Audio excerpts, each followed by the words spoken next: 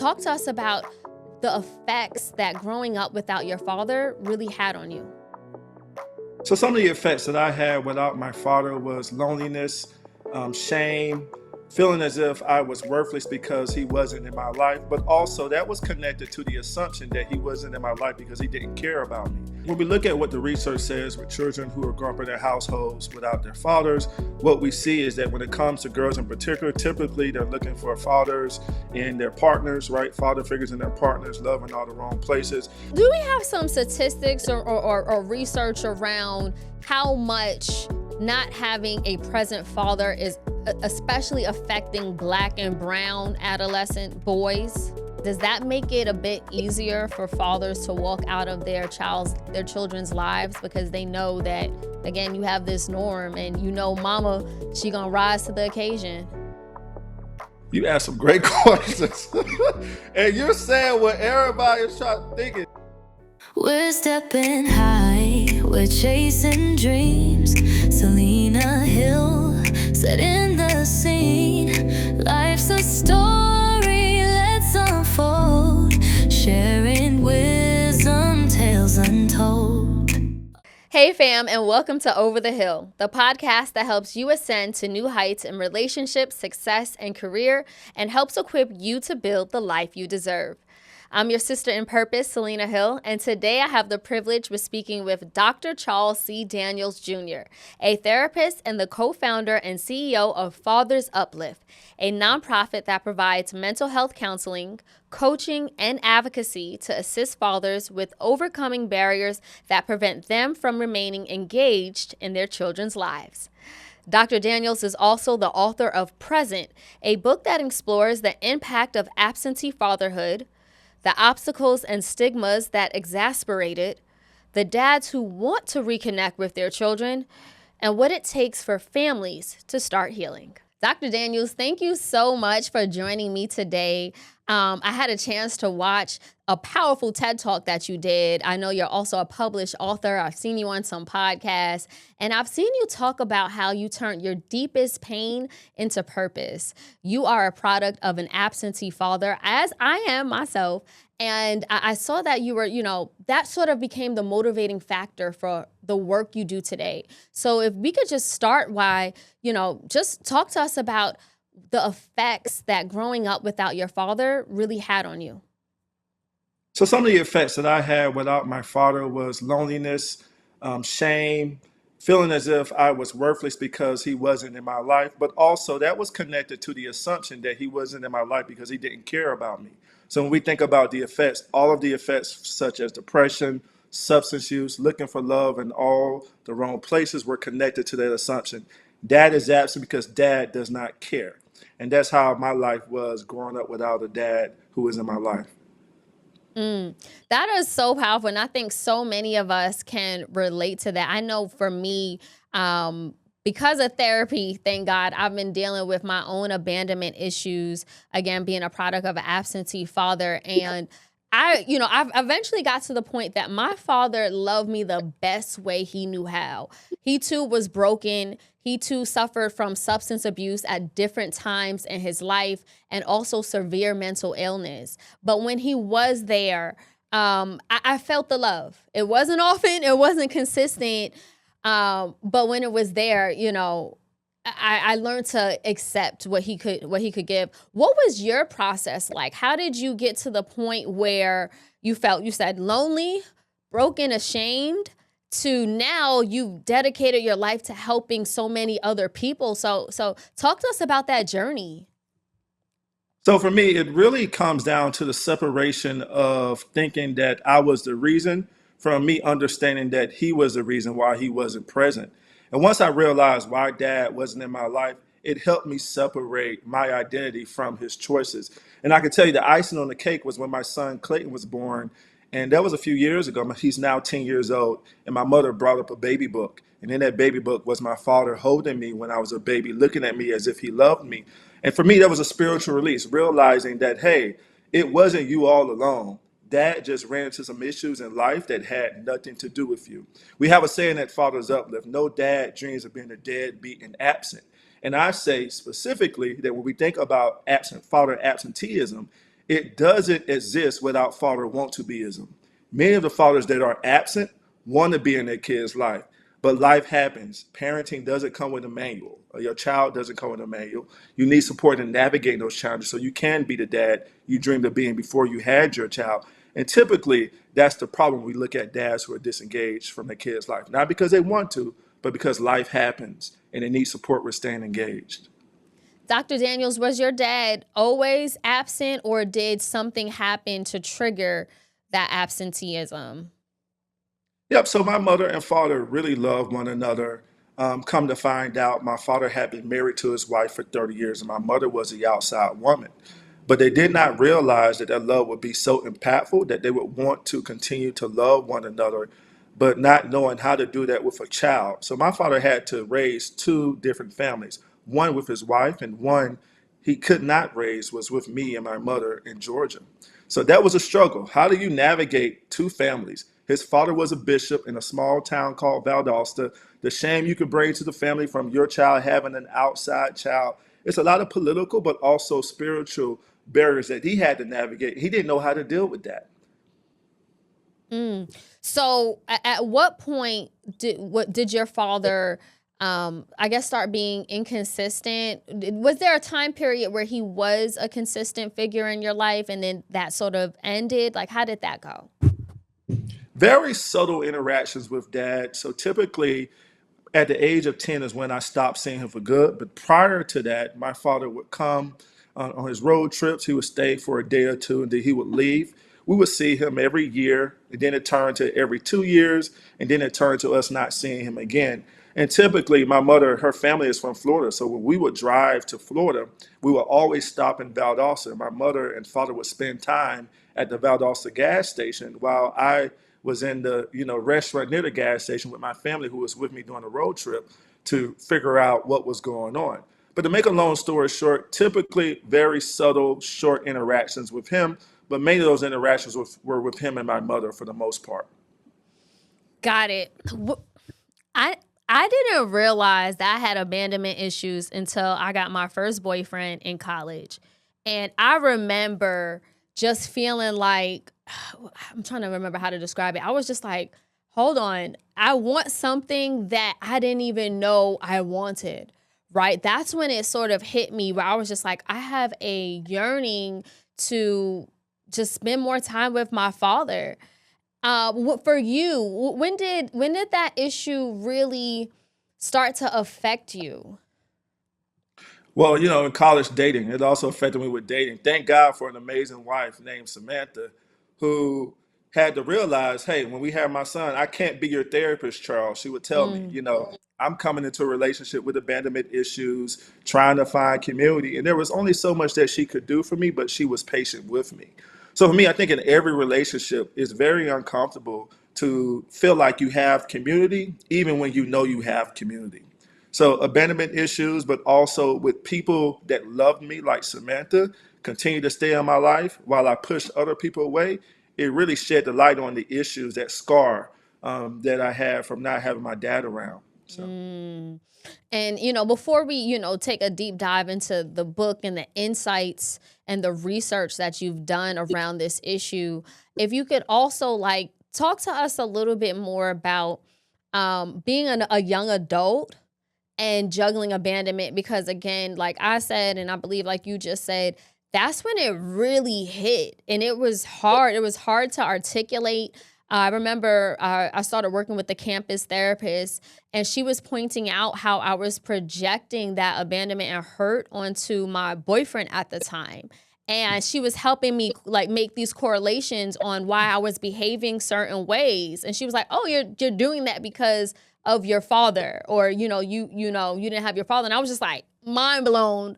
But again, that's when I really started to, for myself, deal with the issue, or no, realize it was an issue. I didn't know it was an issue. It wasn't something I thought about. I wasn't constantly thinking or dreaming of my father. When he came around, we went out to eat. He brought me nice gifts. He took me shopping, brought me some sneakers, and then that was it.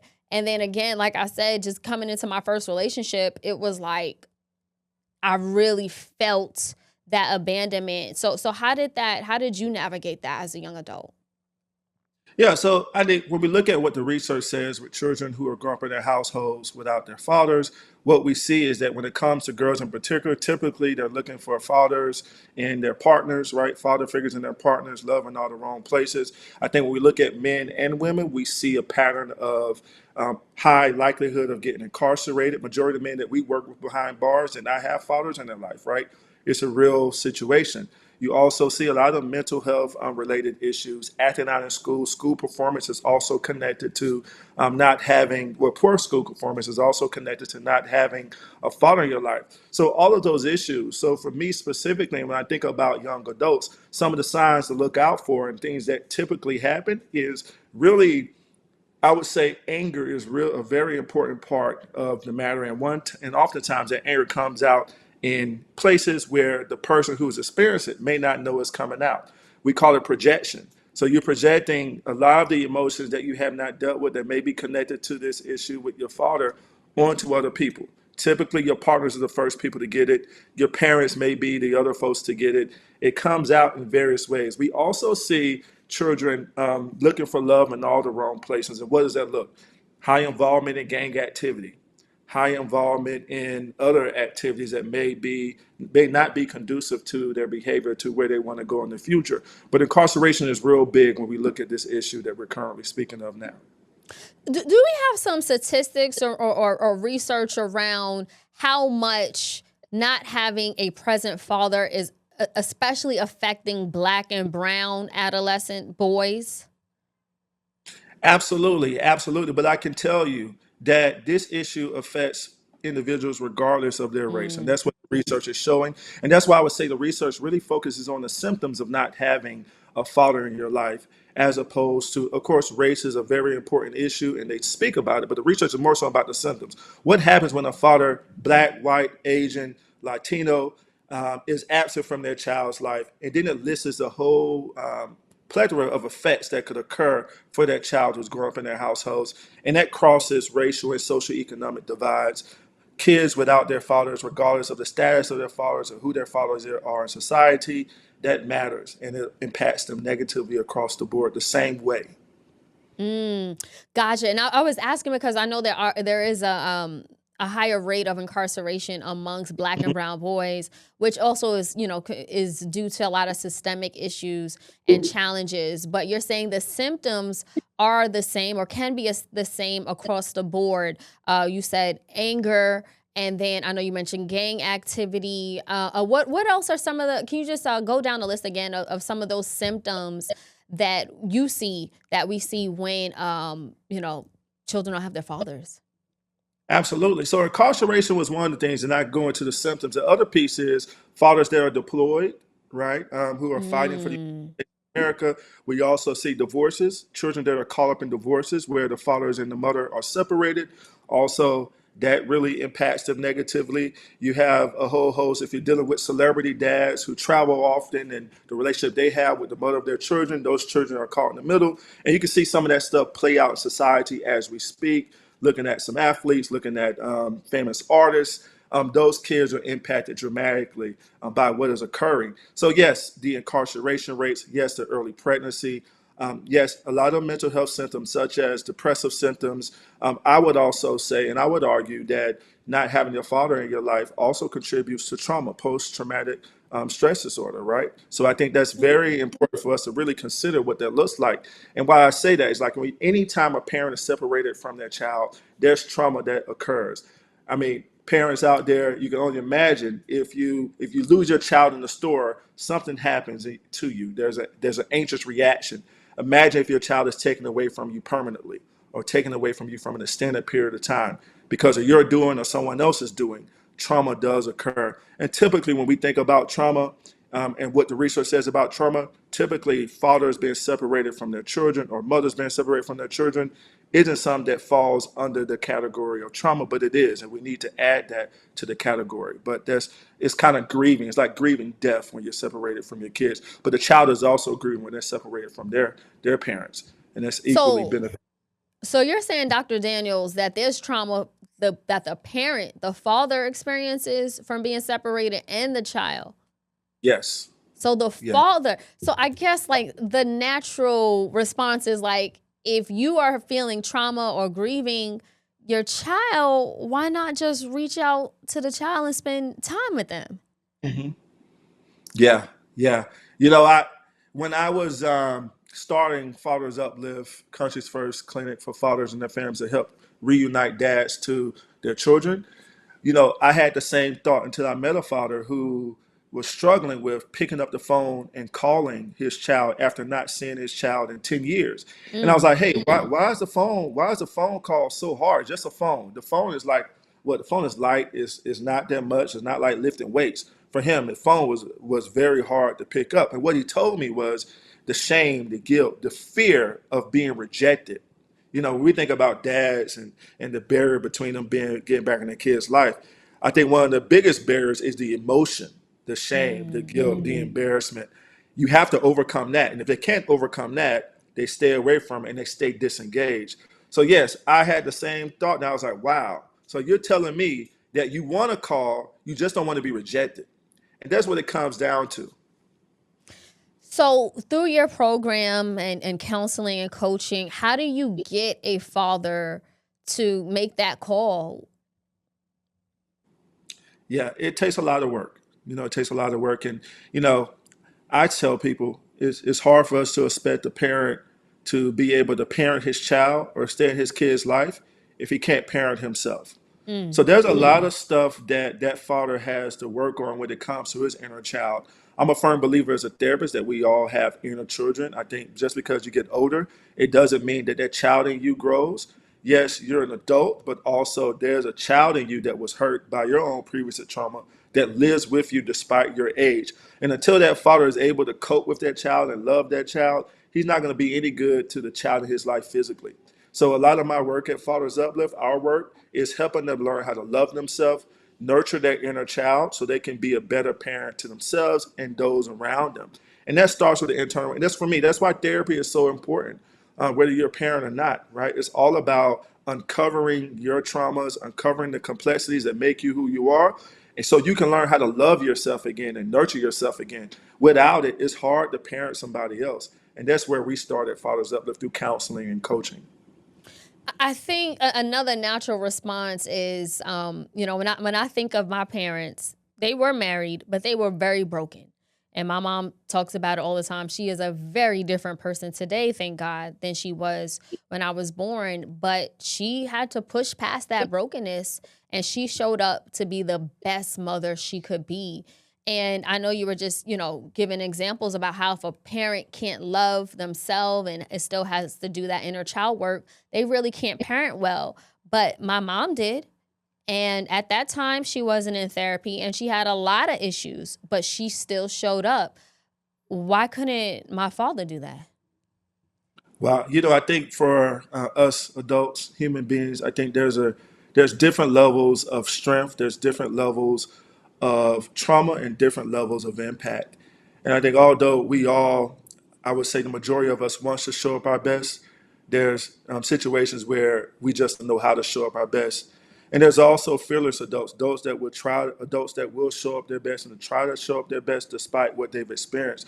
But we're all not built that way, you know. And I think for us, it's all about, and for me, I try to understand how do I have compassion for even my own parents through their own imperfections. Who my mother, she always showed up, but she wasn't perfect. But why my father couldn't show up the same way? And he wasn't perfect. I think they're different people, and I think there's only a certain amount of I think there's a high tolerance. There's a tolerance level of trauma and pain that one person can take, and those tolerances vary. And I hope, and I will hope that we all can show up the same. But you know, human beings are so complex, and life challenges and trauma is so deep that people aren't the same. You know, so I like to shout out every parent that can show up despite what they've experienced. But those parents are courageous. They're built different. And there's a lot of us that are not built that way, unfortunately. Do you think that also because of the societal structures where it's the norm, you know, to see a single mother, it's not as much the norm to see a single father. So does that make it a bit easier for fathers to walk out of their children's lives because they know that again, you have this norm, and mama, she gonna rise to the occasion. You asked some great questions. And you're saying what everybody is thinking. I mean, listen, I know a lot of people are thinking that way. I mean, this is some good stuff.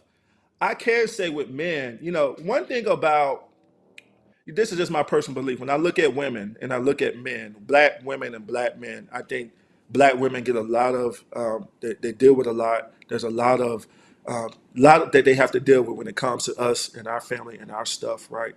I also feel when it comes to men, societal structures about how they need to be perfect to be provide and be what they need to be for those family. For their family, that can be overwhelming, and it can make a lot of people afraid when they can't reach that goal. And typically, when a man cannot reach that level of performance and expectations, they leave or they walk out. And what I hear often is, if I can't be any good for my family, they don't need me around, right? I think with women, I think we're a little bit more gentle with women as opposed to black and brown men. And I think with black men in particular, I think that could be a part of the issue as well. But I think women they're trained to nurture, they're trained to care for us, they're trained to care for their communities. Men aren't trained to do that. They're trained to go out there, get it, bring it home, and make sure you take care of the people that depend on you. If a man can't do that, he's leaving. Because he just doesn't feel like his self-worth. Yeah, absolutely. It, Absolutely. and he rather, instead of, sometimes it feels easier to leave than to just try harder, or That's an easy thing. Yeah. so That's an easy it could be the easy way out. Dr. Daniels, another thing I wanted to touch on here, is there a difference between the way absentee fathers affect little girls versus little boys? Absolutely. Absolutely. I think one similarity though is worthlessness. I think there's similarity across the board that if your parent isn't around, it's really going to contribute negatively to your self-worth and who you are. The difference is though, for men, I think typically, when we're dating women and our fathers are not around, we're going to engage in toxic relationships. We're going to try to control. Sometimes that contributes to abuse, right? Also, it sometimes it contributes to negligence of that woman's feelings, that child's feelings, that girl's feelings, because we didn't have a man in our life and someone that we can look up to see how do you treat a woman, and that's how it impacts us negatively, right? So we're quick to leave, we're quick to mistreat, and we're quick to be selfish, right? When a father isn't around to show you how to do that correctly, or a father figure in your community. When it comes to women, I think when I say little girls, your little girls, your girls, when you're a dad and you have a girl, your girl is your princess, right? So I think when it comes to relationship with girls, it's a little different. Girls are looking for that love and affection. They're looking for that value. They're looking for their importance. And typically they get that from a man in their life, right? There's only so much a woman can do for a girl, but when it comes to them having their father in their father is kind of crafting their importance, crafting who they are, showing them how valuable they are. So no one can come along and tell them who they are. If your dad told you, you don't need a man. So we see girls a little bit more vulnerable, a little bit more gullible when it comes to not having a man in their life. It plays out in a different way. And they're also looking for father figures. They're looking for someone to take care of them, which means they can get taken advantage of easier than other girls that have had dads in their life. So we see that to be a very important pattern. And thank you for making that distinction. Why is it important, do you think, do you think it's important for children to have both parents in the household? Does that make a difference on their outcome? I think in the household, I don't think that's important. I think in their lives, that's important.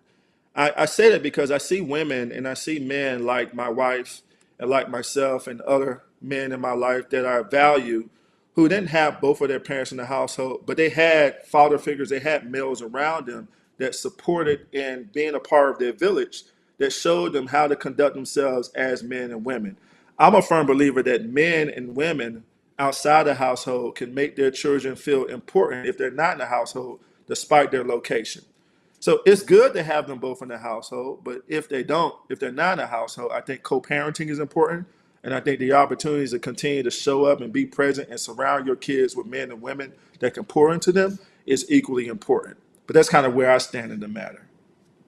How important is it to sort of, have other father figures? I mean, for me, My uncle, my mom's sister, was a consistent figure in my life and love and daunted on me.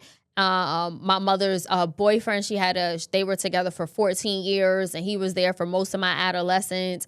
And again, very consistent. So, like for me, I do feel like just having those role models had a positive effect on me. It didn't replace my father, but at least I saw men loving me on a consistent basis. What type of effects can just having male role models have on a child who doesn't have their biological father? Absolutely. I have some. You have some. I like to say is that you want to have access to a variety of cars. Perhaps your parents are not married, but they co-parent. But perhaps you go to the community, you see people that are married, men and women that are married that can pour into you.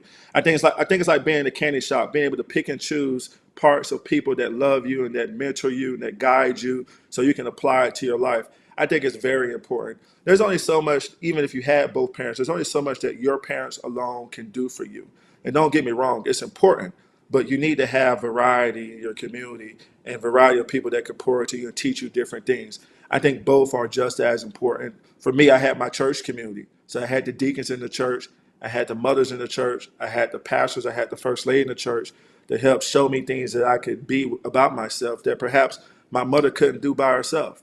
So for me, it's equally important to have that village. It definitely is. And I mean, I know the work you do, you help fathers reconnect with their children.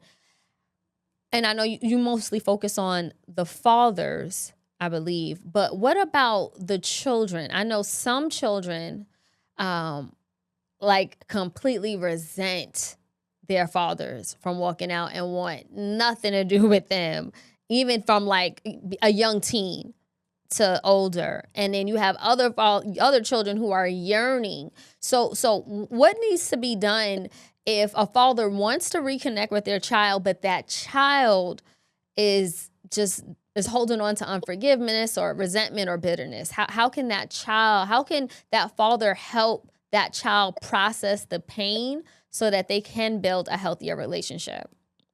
Yes, I think the first part is establishing a foundation for that father to engage. So if there's a mother in the household or another parent in the household, it's going to be very important that if the father is trying to be able to create a relationship, some infrastructures in place for that father to be able to re-engage, but also be accountable. There's a saying in research they call it maternal gatekeeping, where they're seeing that mothers are open to having fathers return into the kid's life, but often there's a barrier because they do not trust that the father can stay engaged, and they don't want to make sure that the child is not hurt because he may come and go.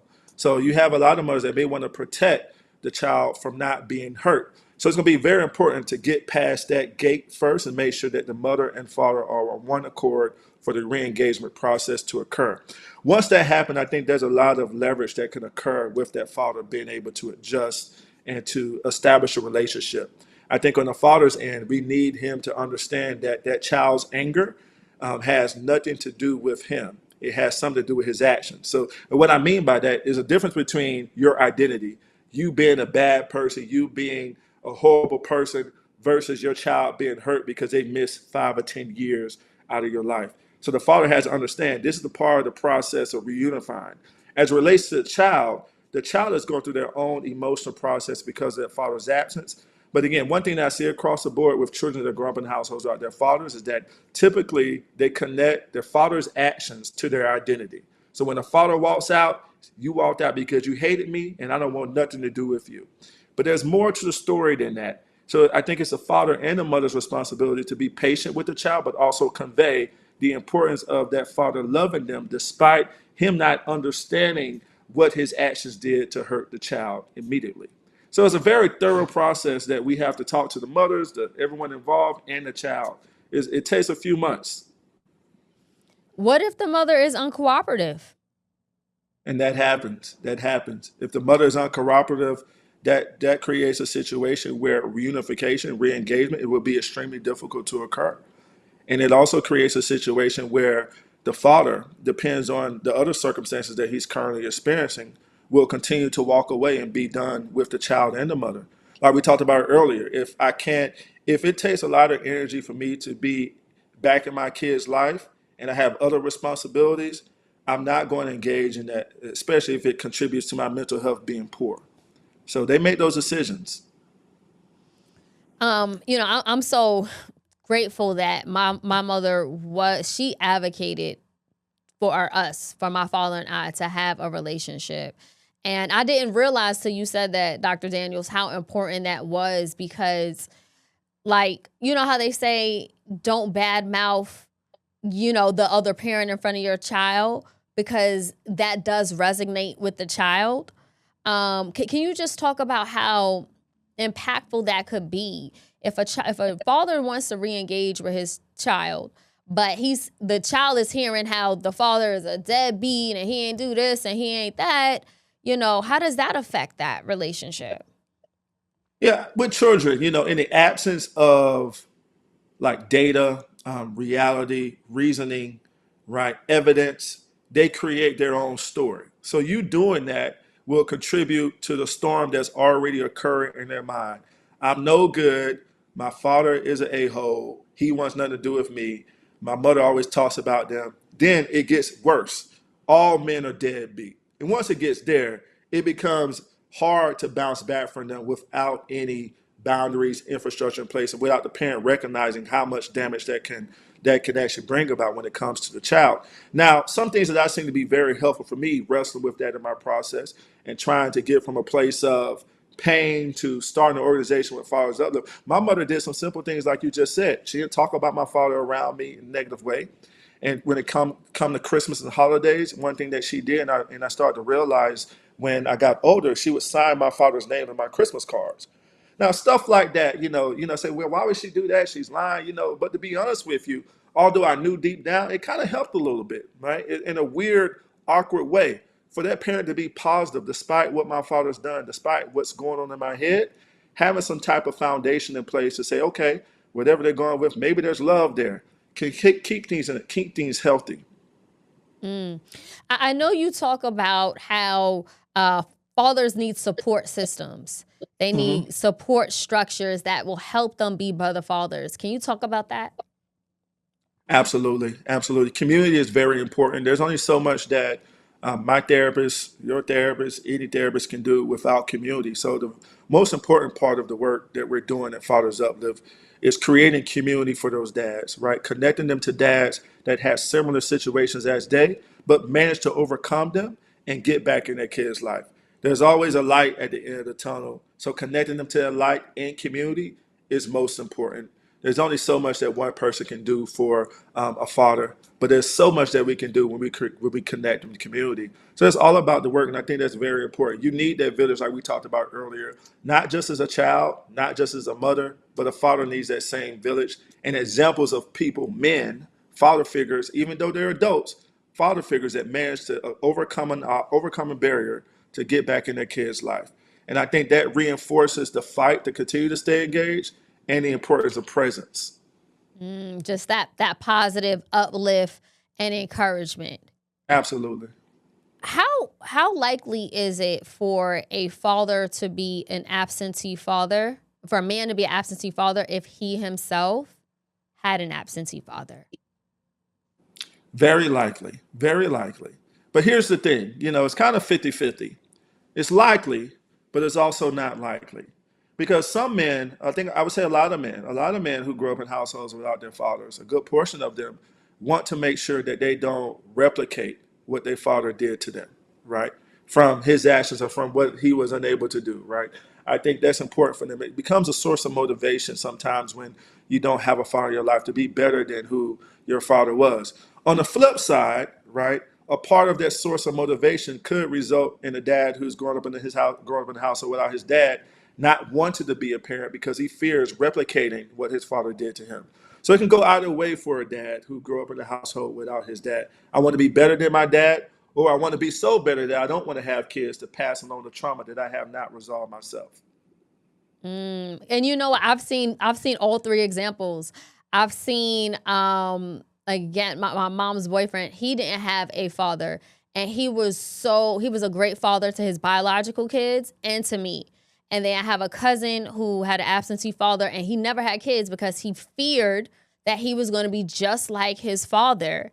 And then, with my father, my grandfather, he was in prison. He was incarcerated for a time. And that's why he wasn't there to raise my father. But once he came out and he tried to re-engage with my father didn't really fully accept him. And he was a great grandfather to me. Like, we weren't, I don't think we lived in the same state, or there was like a distance, but I remember he would like mail me gifts and he would call me, and he was like really nice and loving. But it felt like my father never like really forgave his own father and would criticize him, even though he wasn't the best father, which I thought was so ironic. Yeah, that happens. Yeah. The pain, that criticism came from that child who missed his own father, right? I mean, that's the work. And that's why that inner child work is so important. That's why we focus more so on that, as opposed to, I think there's a lot of programs out there that helps the children, right? There's a lot of programs out there that do great work with children, helping them gain their confidence, love themselves again. But when it comes to older black and brown men, there's not many programs out there trying to support them with being the best they can for their children. So our invisible client is their children when we work to get them the best they can for themselves. And that's why I'm so grateful for your organization again, Fathers UpLift, because you're really doing that hard work to reconnect fathers with their children, and that just not only helps the household, but that helps community. As we bring this conversation to a close, if you could just touch on just some of the strategies that you implement through your program that really helps to heal those broken relationships. Absolutely. So for me, one thing that we realize at Fathers Uplift is that if you want a father to be able to exude the type of behavior that could benefit his child, a loving and nurturing behavior, you have to be loving and nurturing to them. So at Fathers Uplift, when it comes to the simple things of being a human being, we're all about telling men that we love them. How many men who are growing up in households without their dads or who are not in their kids' lives have heard, "Hey, I love you" in a long time? How many of them have actually said, "You know what? I like myself. I'm going to show you how to like yourself too," who had that relationship on a consistent basis? How many of them get phone calls on birthdays when their birthdays are coming up, right? How many of them actually get gifts and are surrounded by a community of men that pour into them, right? We want to make sure that in order for a man to practice a certain behavior that can benefit his child, we have to do it for him. It's all about caring for that child in him so he can care for his child in his life. And that's pretty much what we're doing, which is a very important, simple strategy. Hey, I care about you. I love you. I'm going to teach you how to care for yourself. I'm going to teach you. I'm going to be with you when you pick up the phone and call your kids again if you haven't seen him in years. Matter of fact, I know you made a mistake. It's okay. We all make mistakes. It doesn't mean that we love you any less. I mean, teaching that father that it's okay to be vulnerable, but also it's okay to be resilient when you know that you are loved. So for us, that's what we're doing at Fathers Uplift. A simple strategy. We can get into the complexities of therapy and all the types of models that we use. But when it comes down to what my mom says, it comes down to having Southern hospitality and being kind to folks. When you're kind to folks, it creates generational change. So powerful, Dr. Daniels. And also, if you could just leave us with more information about your book, how people can get a copy, and what you want them to take away from it. Absolutely. So you can get a copy on all of your outlets, Amazon, Barnes& and Noble's presence. It's coming out June 3rd, but also is now available for pre-order in any website, Amazon, Barnes& and Noble's, Walmart, Target, whoever you can think of, go and get it. And what I want you to take away from it is that no man dreams of being absent from his kid's life. But I think if we treat all of us, even if you treat yourself and treat them with a little bit of care and compassion, you'll understand that we all want to do our best, even though we may not know how to do our best. And that's a takeaway. That's a takeaway. That is Dr. Daniels. Thank you so much for your time today and just the work you're doing to uplift fathers. Again, this doesn't just affect them individually. This affects the entire community. So I want to just thank you there. And I just want to leave our audience with just a few words. I think that, what Dr. Daniels touched on so well was about just love, empathy, and compassion. And I feel like when we think about how to push through and get over our own hills, it is by tapping into that compassion and empathy, even when it comes to the person who may have caused us the most pain and trauma. And a lot of times that person is a parent. So I feel like with my process, and it was a long process, and it took a lot of prayer and it took a lot of therapy, but I was able to get over that hill. And I'm confident that you can too. Anybody can. And, we just have to remember that people are human. They make mistakes. It's hard to show grace, but it's even harder to sort of hold on to that unforgiveness too, because it does affect us. So I would just encourage you to continue to keep pushing, keep striving to build that relationship if you can. And if not, whatever love that father or that parent didn't give you, you have the full capacity to give it to yourself. Again, it could take prayer, it could take resources, it could take therapy, but you don't have to live with that void. That love does exist and you can have it. So on that note, I want to thank you guys again for tuning into another episode of Over the Hill.